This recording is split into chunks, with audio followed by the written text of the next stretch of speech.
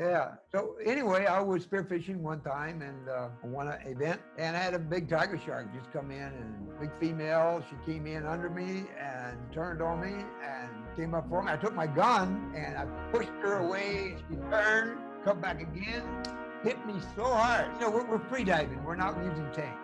On the surface, and she hit me so hard, she just knocked me out of the water.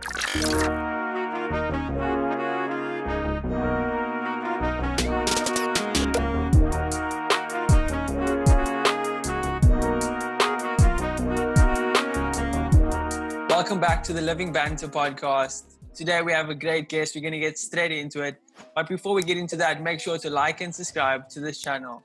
So today we have an underwater cinematographer of sharks, marine conservationist, ancient shipwreck researcher, Maria's ambassador, part of Missing Sharks, the documentary.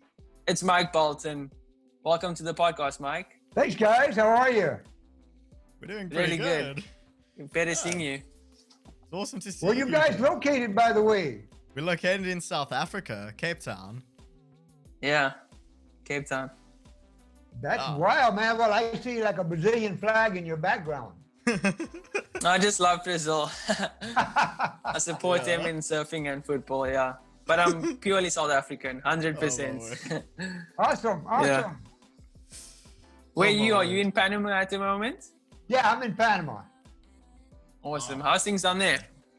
Well, what do I do here? No, how's things down there at the moment? Oh, pretty good right now. Yeah. Like the whole world, we're in the COVID situation and Yeah. pretty well shut down. I'll be out diving next week. I got to go out and shoot some whales.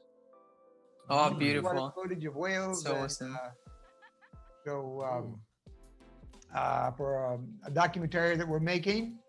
So we're doing a little bit of advanced shooting because, with this situation, we just got to do what we can do, Yeah, definitely. Yeah. So let's talk about some of those pictures in your background. Do any of them have any really interesting stories behind them? Oh, let me see. I don't know what we got. That is so cool. Yeah. Not really. This is a big oceanic white tip in the middle. Nice. Yeah. And then, just a couple of tiger sharks. And, there's all kind of pictures around here. Pretty cool. You can see around here. I think you can see a few here. There's an always bounce. That is so cool. Oh my gosh. That's awesome. It's really cool. Yeah. Yeah. It's really nice to see, all your work is just displayed there. It's wow. Okay. But you must have worked with a lot of sharks. Studio. Yeah.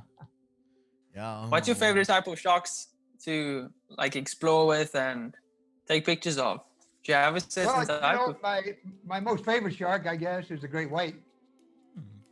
Yeah.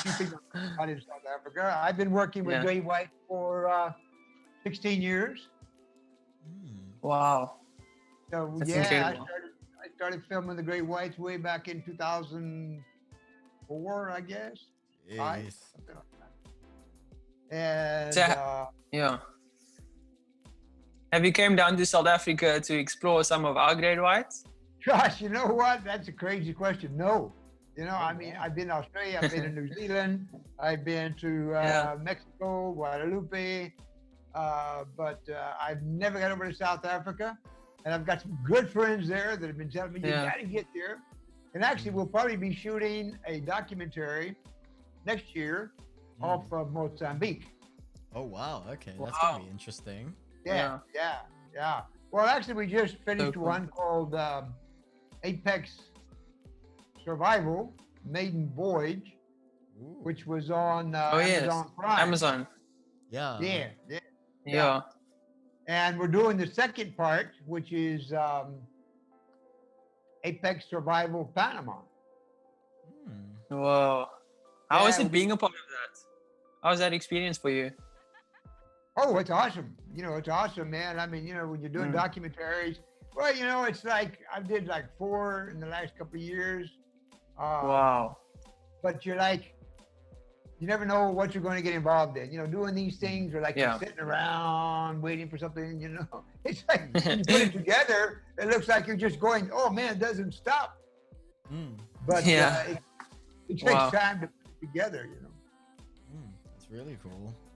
So, what type of equipment do you guys take down there to film these sharks? I mean, how do you get those shots? It's because like I've seen some of the YouTube videos of some of the things you've done. How do you get shots like that under the water? Because, you know, cameras, it's difficult to get them underwater unless they're in some sort of casing. Exactly. Yeah, it's not like taking a cyber shot, video camera, because it's a different world down there. You have everything changes and it changes fast. So you really don't have time to be saying, "Oh, let me adjust my camera," because there's two problems here. You don't have the time, and it's dangerous. Yeah, it's unpredictable. Don't put your face in a camera looking around inside of a camera when you've got a bunch of sharks circling you, you learn to sort of set your cameras and to be able to do a lot of post work, editing. I do a lot of my stuff. I'm shooting very raw, very flat. And awesome. I use my favorite cameras. I use a Red, which is a Red Phantom.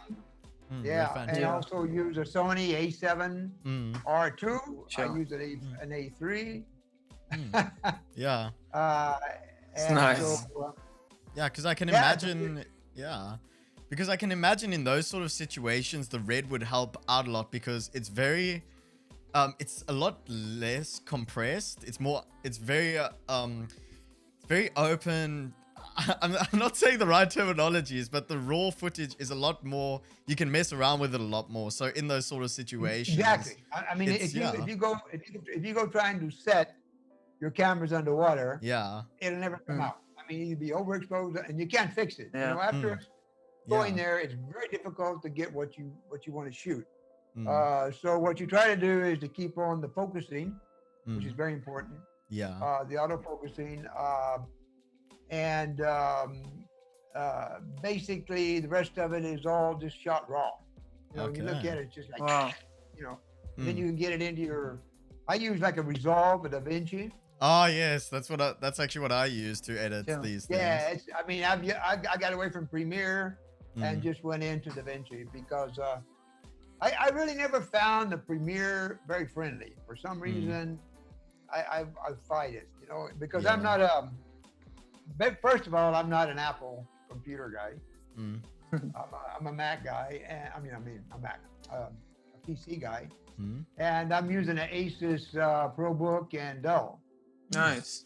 It's really nice. All 4K and stuff. I got this little toy now that I'm working with. I'll show you. Yeah. Wait a minute. Hold on. I don't know if I'll get over here without. Yeah. All good. I got this little toy I've been shooting with. Oh wow. Recently. Wow. I'm trying to work with it. It's what is that? Black Magic. Oh, you're getting a Black Magic camera. Oh, then it would make sense to. Oh my gosh. Shoot in DaVinci. Yeah, use a Black Magic, and started to play with it, and I'm starting to really like it.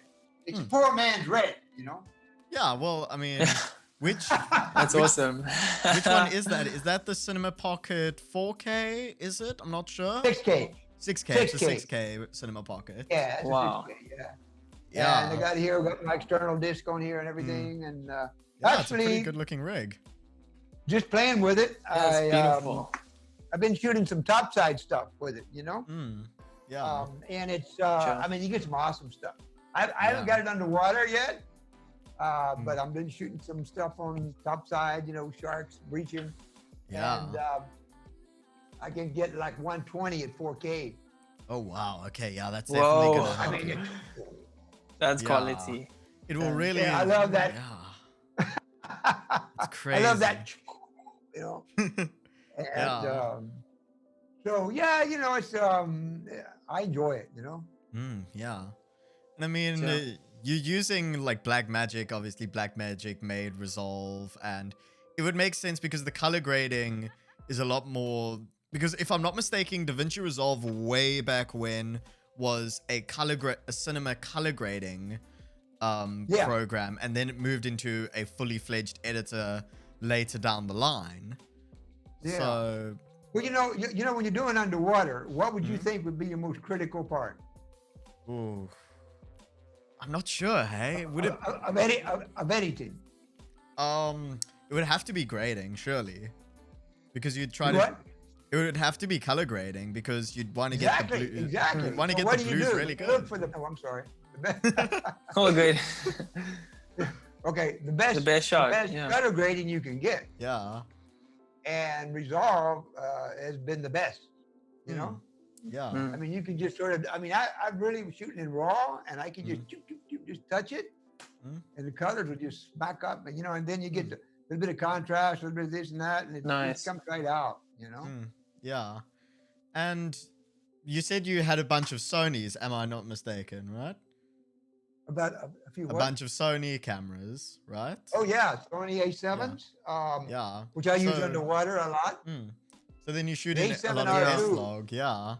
So you would shoot in S-Log. Yeah, I don't like. Yeah. I don't have the S. I got the R. Okay. The S for video is great, Mm. but the A7 R2 is just as good in video because neither one of them will shoot more than 29 or 30 at 4K. Okay, that makes sense. Neither one of them. So Sony, I don't know, got really behind on at least going to 60. You know. Yeah. They just now came out with the A7. Yeah. 4. Is it the 4 or is it they're coming out with an RS or something along those lines? It's RS4. Yeah. Yeah. RS4. That now shoots 60. Yeah. And Sure. one of the things also I want to ask is why how come have you tried out some Canon cameras before? Because I'm not a Canon guy. Oh, you're not a Canon person. I used to be. I had Canons in the old days. Also shot with Panasonics way back.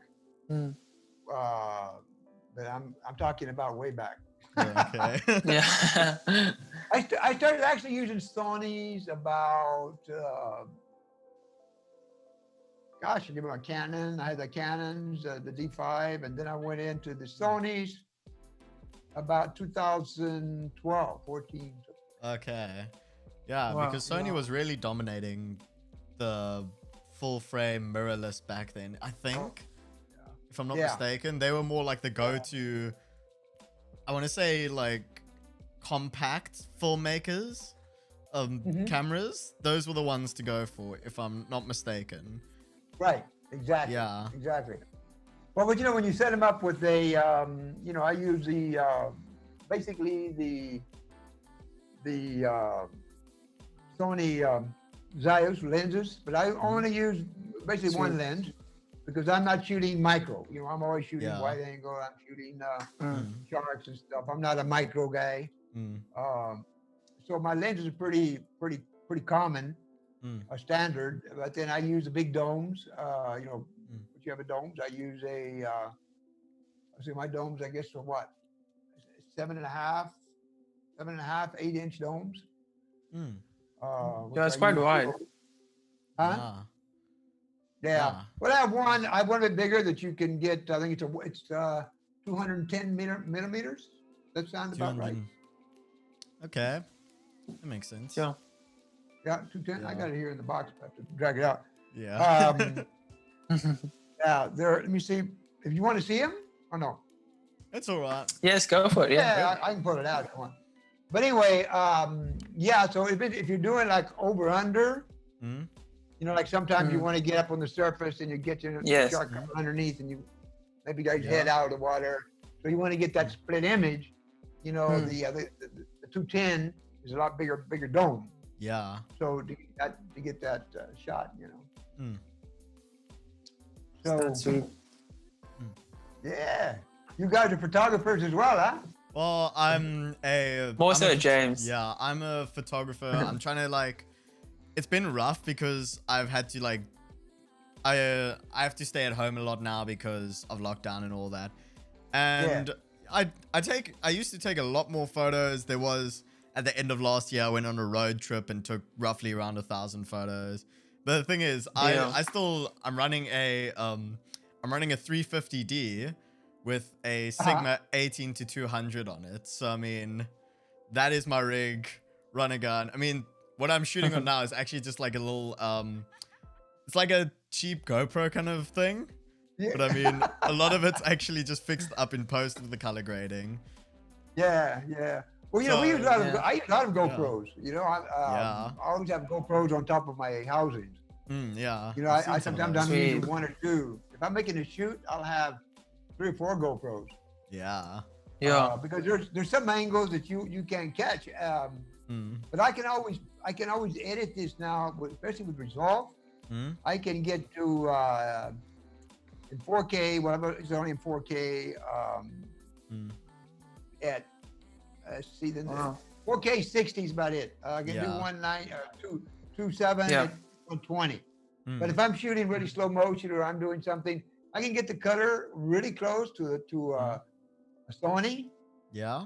A Sony color, you know, but I can match it and get that color, so I can get a split image, which is the GoPro image, cut in with the Sony image. And you know, unless you really don't know, you know, the colors can be pretty good, pretty close. You know, especially if you crop it into wide angle. Okay. You can really get a good. You know, if you look at Shark Week, you watch Shark Week recovery. Yeah, I've watched those. So awesome. I'm there, but you only see me on the credits. Yeah. I'm down there shooting. Yeah. But a lot of that shot with GoPro. Oh wow! Seriously? Wow. Cheers. A lot of footage. Yeah. Well, I mean, there's a lot of red footage. There's a lot of Sony footage, and there's a lot of GoPro footage. With big and production. Every camera you see, if you watch it carefully, every camera you see going in the water has usually got 1 or 2 GoPros on them. So with bigger shows like that, do you do the editing for like Shark Week or whatever, or do you shoot a lot of it and then dump it on someone else's hard drive? Or how does that work? Do you edit it, or do they edit it? Do you do the editing for like more bigger scale productions, or do you send it off to them? I'm the worst editor there is. I tell you, I wish I could learn to edit. You know, that's what I'm doing now for the last couple of months, 3 months on lockdown. I've been going back to footage from 2016. But what I'm doing is I'm just taking clips. I mean, if you see all the hard drives I have, you will go insane. Probably, yeah. My nightmare is for a hard drive to go out, you know. Oh my word. But these external hard drives. But what I do is I'm going back to 2016 of different footage. You know, I mean, I've got New Zealand stuff, Bahamas stuff, Australia stuff, Mexico stuff. I've got so much stuff. So nice. On 3 different cameras, and you know, 10, 12-day trips. So you can imagine. Yeah, really. Yeah, it's a lot. Thousands of clips. Yeah. And I don't dump anything. You know, I'm still keeping it because I never finish. And I go back and I say, oh my God, you know, I had that clip, you know? Yeah. You know, so what I'm doing is you see me post a lot of pictures. Yeah. Because I don't. Great pictures. Well, these are clips out of my red. Okay. So really, wow. They're really sharp. I'm looking at them. Yeah, it's fantastic. Yeah, so I'm not really shooting pictures. I'm not a picture guy. So I just capture it and break it in but the image is so sharp, you know. And what I do is try to make a lot of I love to shoot, you know, I love black and white pictures. Yeah. And I like the way you do some of them is you actually punch it in a little bit more, give it a little bit more grit, make it actually seem like the shark is like a little bit more menacing than it actually is. Yeah. It's that touch. Magic touch. Yeah. It's always those like little things that'll just make a picture, you know? Yeah. I like that. I enjoy that because, you know, just a lot of stuff that I have, and I've just got a lot of clips that I'm putting into to sort them out or running. But if somebody wants something, I have all of these, videos of sharks doing this and that. We're trying to sort them out into files because somebody will say, hey, I need this for that. And I said, yeah, I know I got that. What year, where? I have no idea. But, so you have to go back and look for it, and it's like crazy. You're going back and I get so frustrated. And I say, Mike, why don't you do it? Why don't you mark them when you find something? Just mark it. I said, well, it's. Yeah, we all like that. Yeah. With different things. We all have a little bit of unorganization in our life at some point. It's like you ever throw away something you've had sitting around for 5 years. The next day you say, damn, I need that. Yeah. Literally. I have to throw it away. Why do that? Yeah. But Mike, I wanted to ask, what did you say is the biggest lesson that you've learned about sharks throughout your whole career with them? Not killing them, you said? With your whole career and encounter with sharks, what would be your biggest lesson you learned about them as we wrap up? Oh my God. I've been diving, since I was 17 and I'm going on 80 years old now. I'll be 80 this year. Sure. Yes. You never say. You're looking great. I'm the oldest one in the business. That's awesome. But I'm still going to be diving and hopefully, thank God. But I've learned so much about sharks. I really started working with sharks maybe in 2001, 2002.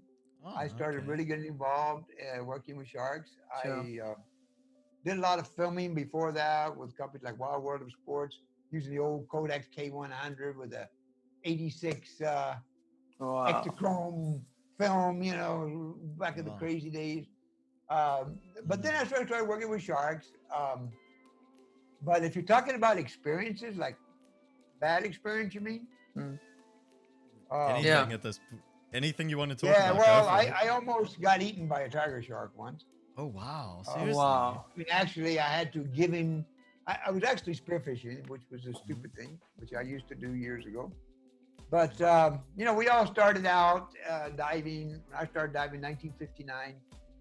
Basically the spearfishing was what you did because nobody did underwater photography or under videos or work or stuff like that. It was, nobody had that equipment. So it was spearfishing. And I did a lot of that. I actually represented Panama back in the 60s. Wow. Crazy. Yeah. So anyway, I was spearfishing one time and won an event.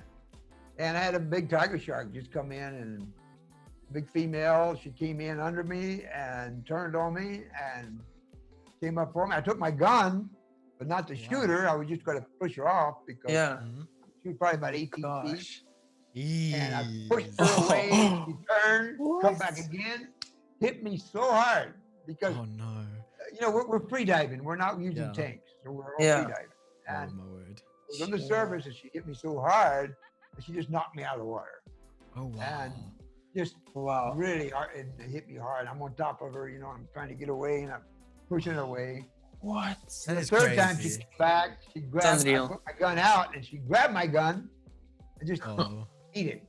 Oh, sounds like a movie. I'm saying, go ahead, and I'm pushing her away and I got to the boat. You can have it. Take it. Take it. That's it. But you're always taught, you never turn your back or run on a shark, but it was like at that moment there was nobody there with me. So it was either my boat was out there maybe 50 yards out. So it was like swim to the boat, man, because I had nothing else to fight with. Yeah. So, I just went backwards and tried to keep an eye on her where she was swimming out there. And luckily I got to the boat, but it was a scary situation. That's pretty crazy. And I almost stopped diving. I really did. I said, that's it. Finish. Oh my word. Yeah. That really You didn't blame me. That is something. I've had a couple of experiences. I was filming actually last year and I was free diving. I was down about 60 feet. And I had another diver that was down deeper and he was filming. We had about 9, 10 big bull sharks. Oh, wow. Oh my bull gosh. sharks can be very, very aggressive. Very aggressive. Yeah. Yeah. And I was coming up and they were coming around me as I started up, and one come on the back and hit me in the back, right here in the kidney, just boom. A bullshit. Yeah, big one.